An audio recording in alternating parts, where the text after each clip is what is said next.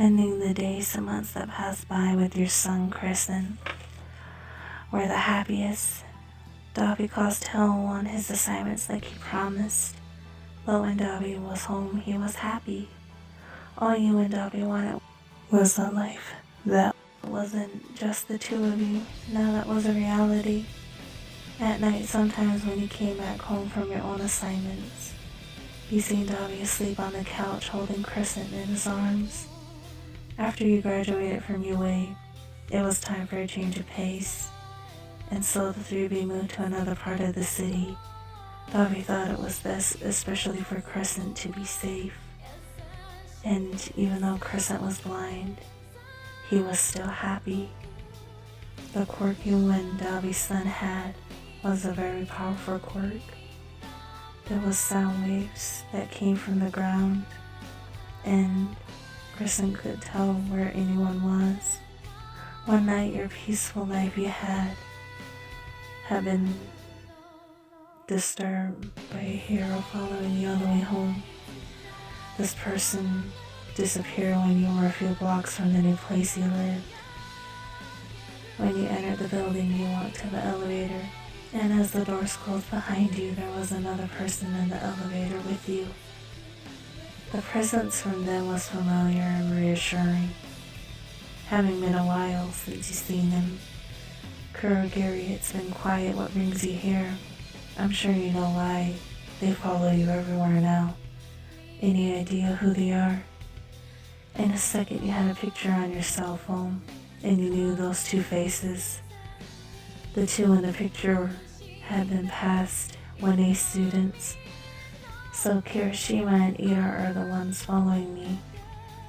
What do you plan to do? Keep my family safe, that's what Dabi and I decided.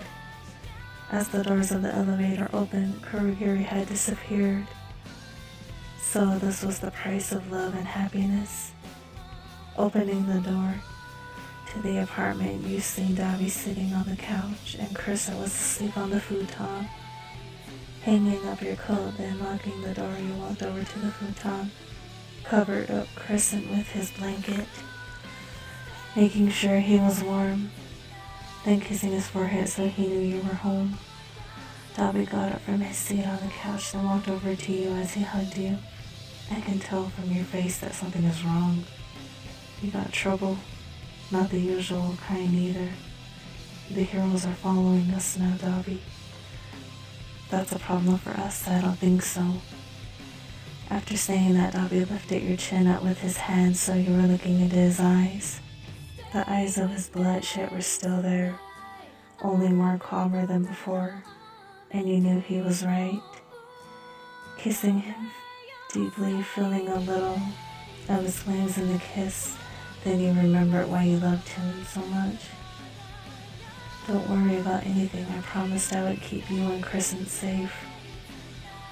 Did you think I lied? I thought you just said it just to say it, Dabi. When Dabi kneeled down on his knee, you knew that he had his smile whenever he was up to no good. Then a chill ran up your spine, and that was not really a good thing. Trying to take a step back, it was too late. In a minute, Dabi had his arm around your waist. Then your body was hanging over his shoulder.